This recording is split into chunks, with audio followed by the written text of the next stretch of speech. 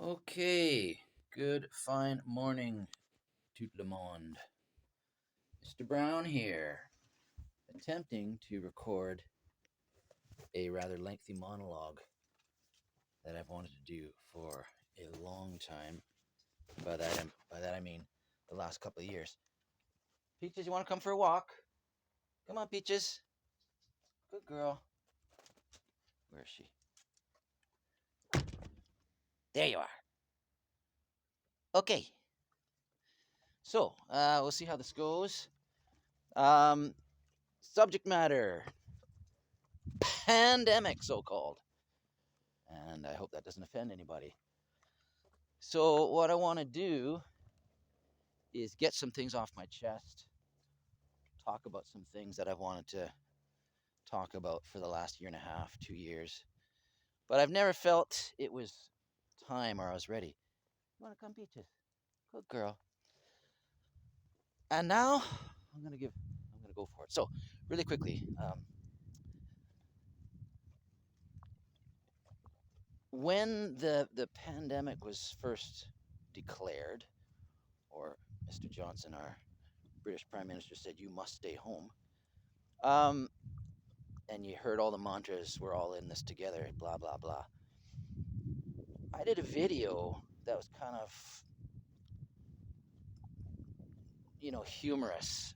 And it was about, my wife and I staying home and what it was like to be in lockdown and all that stuff. And we made a bit of a joke about it. But the truth of the matter was, that's not really, they weren't my real sentiments. I had much stronger sentiments against, um, lockdown, and I didn't express them. And so that's why I'm doing this. So I was appalled that the Prime Minister who was elected to see us through the Brexit issue,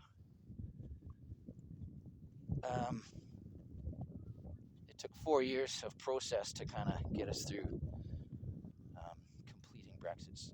And that final year, fourth year, along comes this pandemic. What does Mr. Johnson do? He says, you must stay home. He locks us all down, and we all comply. We roll over, and instead of getting back control, we lie back. We roll over and say, hey, take all our civil liberties. We don't care. It's for our own good.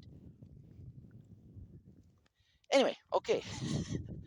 I was appalled, and you know.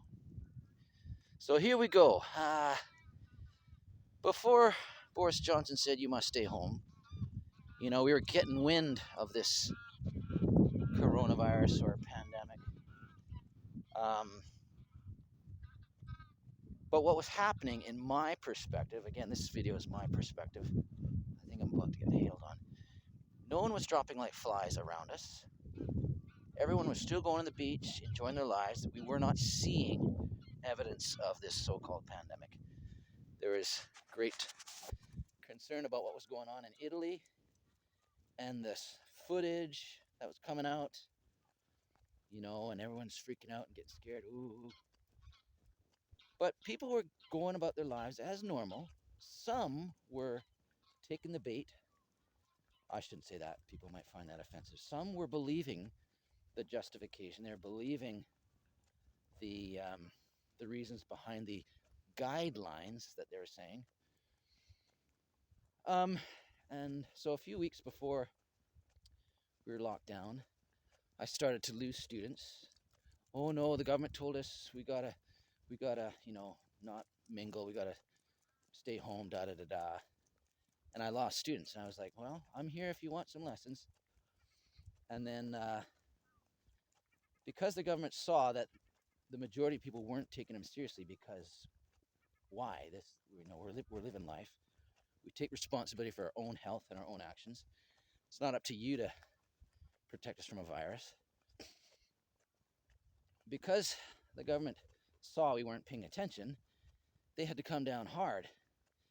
And if you go back, I'm sure you'll find those interviews on the BBC or something where Boris said, if you don't take our, whatever he said, recommendations, guidelines, seriously, we're going to have to lock you down. And so there it came, March 2020, you must stay home. So there you go. We all went home. I started doing my music lessons by Skype, which is very challenging. So, where are we? The atmosphere of those first 3 weeks, it was 3 weeks to flatten the curve. The atmosphere was gross. Let me tell you that. From my personal perspective, maybe other people thought this was wonderful, we're all in this together, yay, great, joke, joke, joke. Like I portrayed in my first video. Ha ha ha. Husband and wife locked down at home, arguing, ha ha, fun, fun, fun. Yes, that's fine.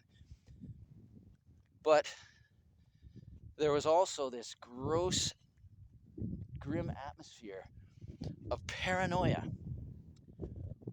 where people were apologetic to be out and about. If you went for a walk and you'd cross paths with someone, the discomfort in their eyes, like they were doing something wrong, or they were afraid of you. Whoa, back, you're contagious, blah, blah. We came across a neighbor who was down the road delivering some groceries to for another neighbor of hers. And the apology in her eyes, like she was doing something wrong, was like, look, you don't have to apologize to us. We're not going to rat out our neighbor. There was a telephone number the police issued so that good, upstanding citizens could report on their neighbors. And so they did. And you could hear about it and see it on Facebook. People ranting about two elderly people leaning over a fence talking to each other. God forbid. It was a grim atmosphere. Didn't like it. Nasty. What else? I've got a list of notes here. I've got a car coming here. Come on, you guys. All right, what do we got here? Okay. That first 3 weeks turned into a few months. Come on, Peaches. And then they started pushing the masks, which to me was absurd. That's like, come on off the road, Peaches. I'll let this car go by.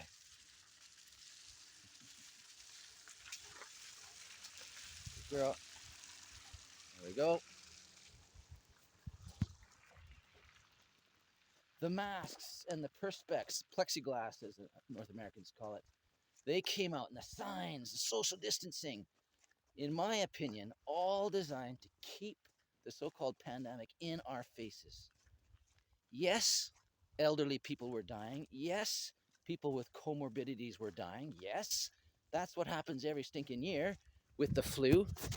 But no one tried to control my life because of flu previous years. But now, because they shifted from, quick sidetrack, the news every day. How many deaths? How many deaths?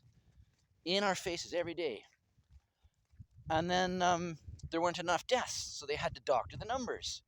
Well, here's a COVID death because they died in hospital because they had COVID. Well, when the truth was, they were in hospital to start with because of something else, a road accident. Then they caught COVID in the hospital, died, not from COVID. They had COVID, but they died from the car accident. But that was counted as a COVID death, designed to keep the numbers up. Look at all the deaths. Eventually that wasn't working. They shifted from deaths to cases. Whoop-de-doo. What's a case? Well, according to one doctor, a case is someone who's unwell in your office with symptoms. That's a case, not someone who tests positive from a bogus test. Well, it's not a bogus test, but it's a test that's not designed to be used for diagnosing disease, the PCR. I'll try not to get in all the details because you can find that information yourself. The guy who invented the PCR test, who's no longer alive as I understand, he said, PCR is used for scientific purposes, but it is not intended for diagnosing disease. Because if you increase the cycles enough, my late wife, she worked in a Scottish water lab, and she used to culture germs and stuff like that, test the water and all that stuff. Anyway, if you increase the cycles enough, you can find anything. You amplify what's down there, and you can find dead stuff, blah, blah, blah. So anyway, hence, what was it, 97% false positives or something. You got a pandemic of false positives, bogus cases. So we have here the necessity, in order to keep controlling our lives, we've got to keep that fear in our faces. So up go the perspex. Whoa, here come the masks. Whoa, you must be contagious. Here's the signs, social distancing. I've said it before.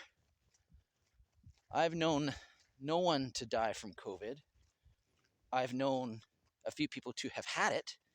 It was awful. It was the flu. It sucked. No good. Miserable. I've had the flu before. I hate it. No one likes the flu. I'll calm down here. Going for a walk. Get my heart rate up here. Oh, it's a beautiful morning. Let me take a break here. So you'll have to grant me a bit of grace. Like I said, it's been 2 years and I've not gotten a lot of this off my chest. So where was I? Yeah, from my perspective, all the stuff, stickers on the floor of the shopping centers to keep you going one direction, the guardrails to usher you through like cattle one direction to enter Tesco or whatever, the big signs, you cannot enter without a face mask. I find that appalling, despicable, and it blows my mind that people can't see how dystopian that is. That unless you smother your face, you can't eat, you can't shop, you can't feed your family. Like, to me, that's blatant logic. But people buy into the justification. Oh, it's a deadly virus. Okay. Yeah, I don't need to breathe in public. No, that's okay. When the principle of the matter is, no one has a right to tell me to smother my face. My face belongs to me, not the government, not to some professional or expert. Anyway, so there you go. Wasn't impressed with all the what do you call it? The optics. That's what it is. The optics of this pandemic in your face, all over the place, everywhere you go. Even though the deaths have diminished, we've had to start looking at cases, yada, yada, yada, so-called. Looking at my notes here.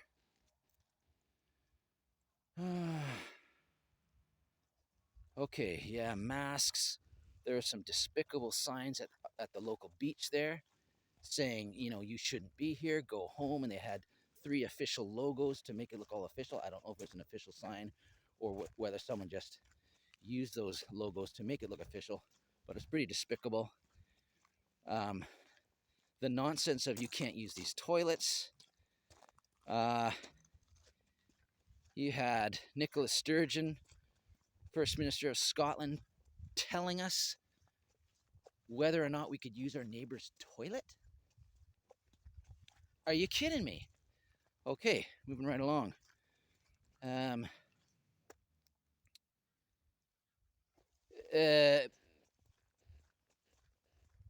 The government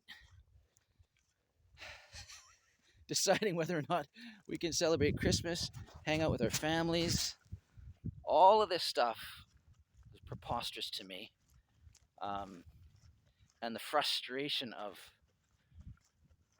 others buying into it and accepting it, complying, capitulating. I believe that's what emboldened the governments around the world to get us this far, is because we initially complied. The moment we locked ourselves down for the first 3 weeks, in my opinion, they said, aha, we got them. We got them. If they're willing to stay home, we got them. Next come the masks. Next comes no Christmas. Restrictions after restrictions. All justified by cases. Deadly virus which you cannot see. using big words which we don't understand, grass which no one can be bothered to figure out, you know. Oh, I had a thought. Pardon the shaky camera. I hope we're okay. Hope you're not getting too dizzy. Da da da da. What was I thinking? Train of thought here. Hey, you guys. Coming up to a farm here. Give me a moment to collect my thoughts here. We're going to be heading up to the hill there.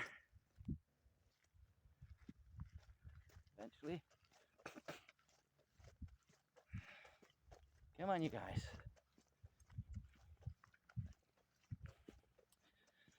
Mass beach towards. Hello, here's a bunch of pups.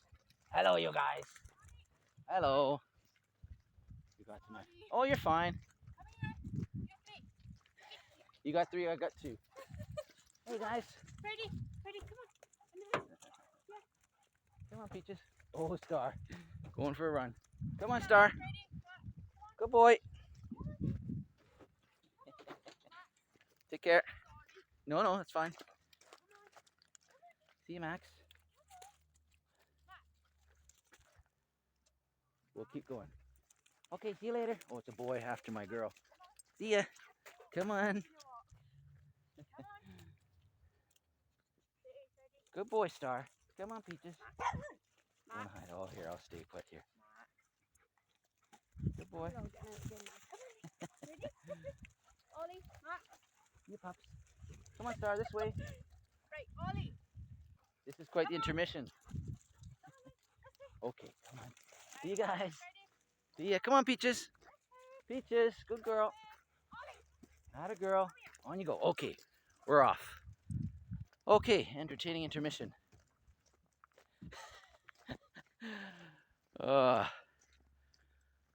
Look at my chest for a moment while I look at my notes.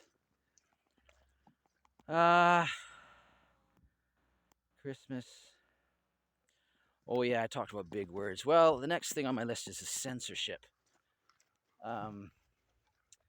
So earlier on, we noticed hardly anyone was speaking out against what was going on, the restrictions, the mandates, the so-called guidelines, the rules, the change of language. Since when do we hire, in a democratic country, a government to give us rules like we're school children? Like the language used.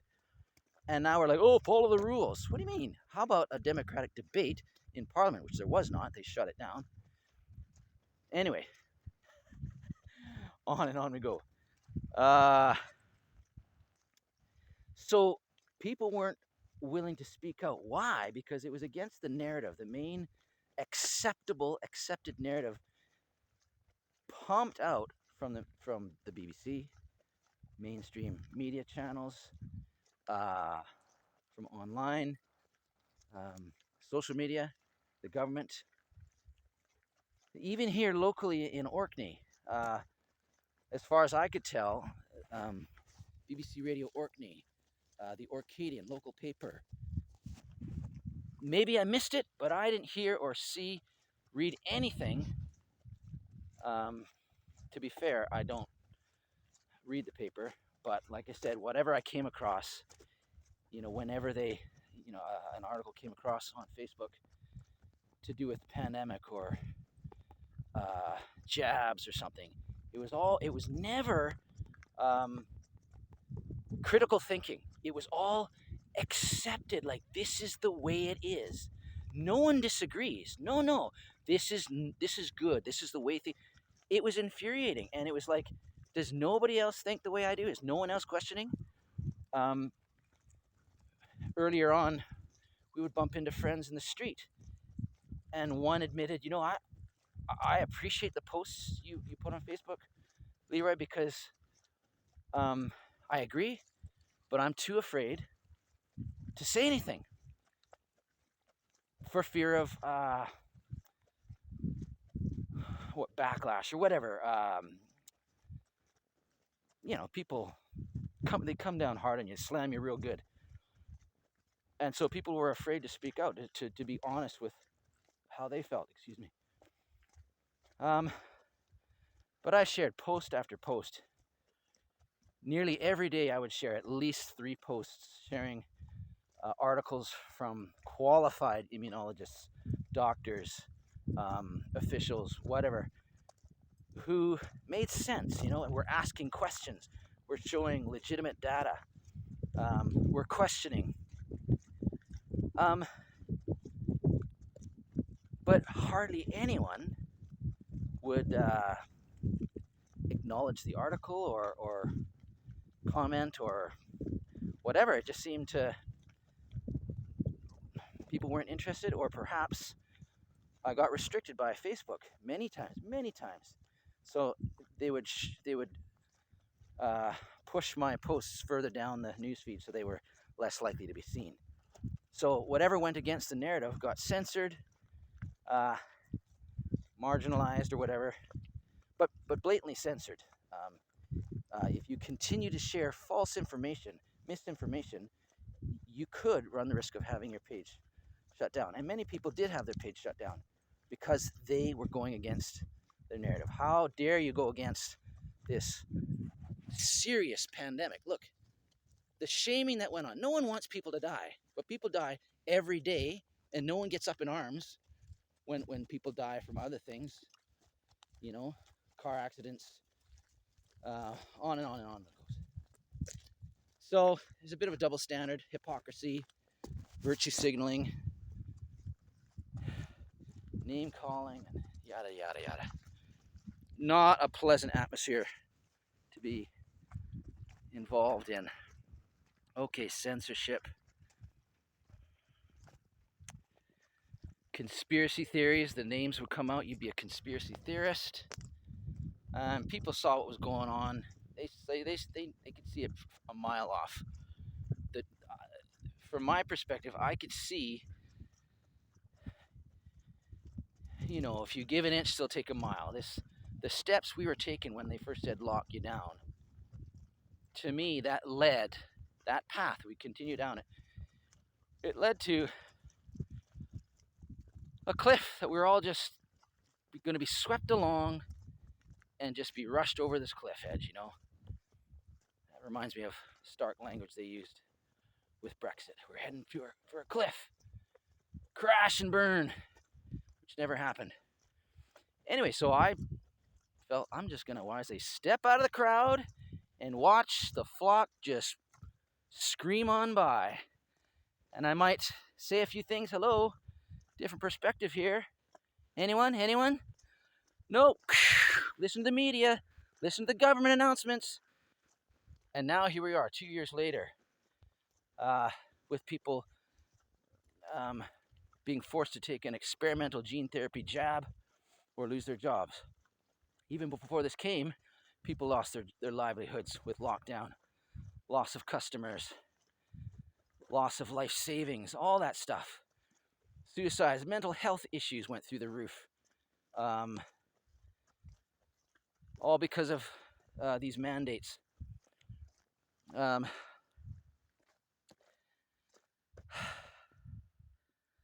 try to wrap it up quick here. Yeah. So if you tried to speak out about where we're headed, you'd be labeled a conspiracy theorist. And the frustration I felt when every time we asked a question that was legitimate and made sense, the rebuttals, the answers that came back were just too convenient. They weren't really,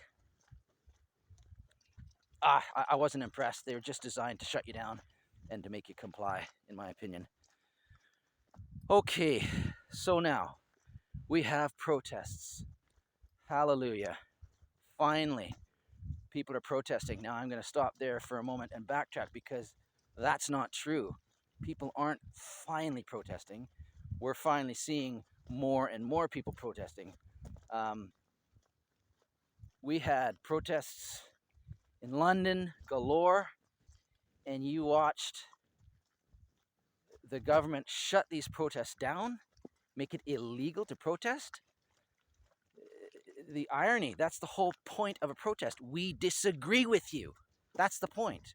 If it's our legal right to protest, to disagree, we have a right to protest. You can't say you're not allowed to protest. Completely illogical.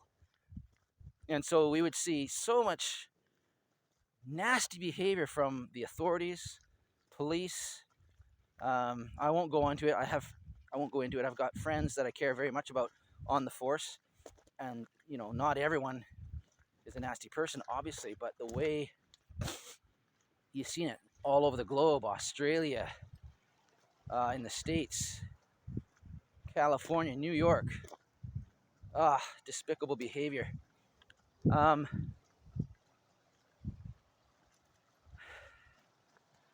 Sorry guys, I'm losing my train of thought. We're heading up the hill now. There's a bit of a river down here, stream, not a river, stream, Gov't as they say.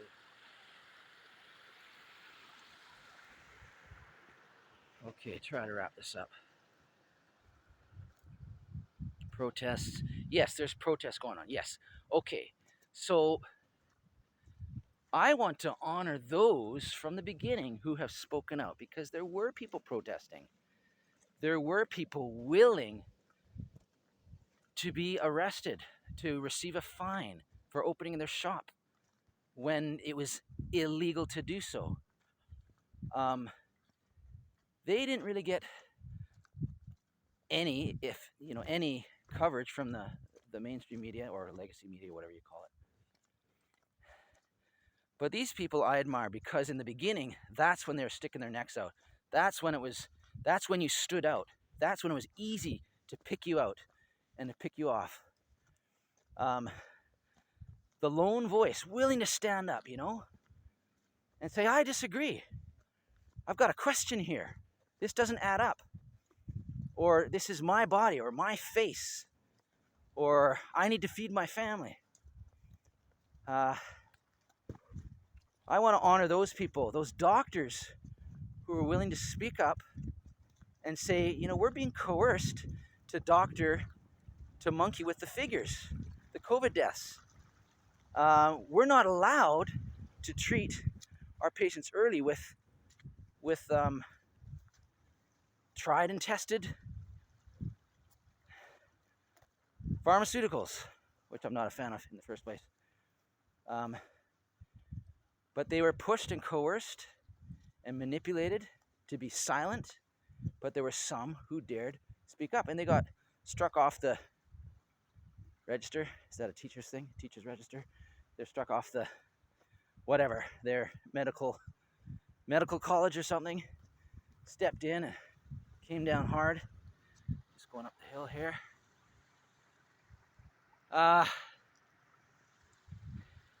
Whereas a lot of professionals, doctors, zipped it up. No, a lot of police officers zipped it up. They got to keep their job. I get it, understandable. Got to feed your family too. And yet other people weren't allowed to feed their families. So honoring those people who were willing to speak up in the beginning, to show that we're not all in this together. That's a lie. That's manipulation and control. So finally, a little bit of snow starts to roll, picks up some more snow, gathers some more snow, turns into a big ball, and now we got some massive protests going on. In Australia, when the horrible things that were going on in Australia,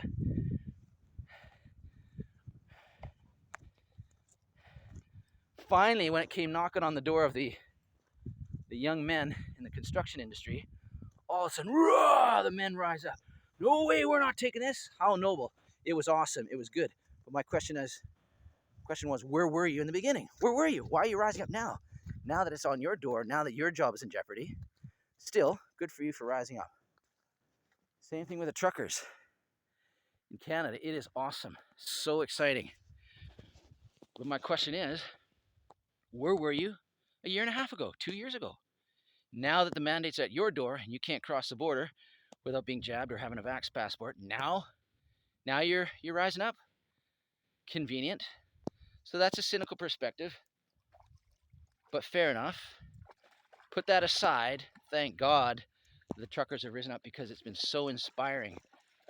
Personally, what's even more inspiring than the truckers rising up, it's not that, it's seeing the thousands of Canadians lining the streets, lining the overpasses. This was about 2-3 weeks ago when it first began, waving Canadian flags, waving their banners, saying, "We support you, truckers. Go, truckers. You know, good for you. Good on you. We support you." The truckers raised $10 million in a matter of a couple weeks. Um, and, you know, if anyone who has eyes to see, and there are more and more people with eyes who are saying, you know what, this is not right. The government is not impressed with how much support is backing the Canadian truckers, as evidenced by the $10 million. So they shut down GoFundMe. And like, is that appropriate? Of course it's not. So more and more people are saying, yeah, that's not cool. That's not cool, bro. So then the money they went through another platform, Give, Send, Go. And another 8 million or so was raised through that. Yet again, government stepping in, the Ottawa government, Trudeau, whatever, Canadian government, I should say, stepping in and making that illegal. Like, despicable behavior. They're not protesting COVID. They're protesting government overreach. They're protesting government mandates. They're standing up for freedom. We are standing up for autonomy of our own bodies, what goes in our bodies, what goes over our faces. You know, no one has a right to exert that kind of authority over another human being, except for a parent over a child, and that's a loving relationship. A child is the responsibility of a loving parent. They have a right to decide what's best for their child. That is the gift of family. Sometimes people screw it up. Sometimes people get it really, really, really right. But the government to step in and treat us like children and to tell us what's good for us, when we are adults and have thinking brains and can decide for ourselves, even if we get it right or wrong, doesn't matter. It's our choice. We're individuals. We're human beings.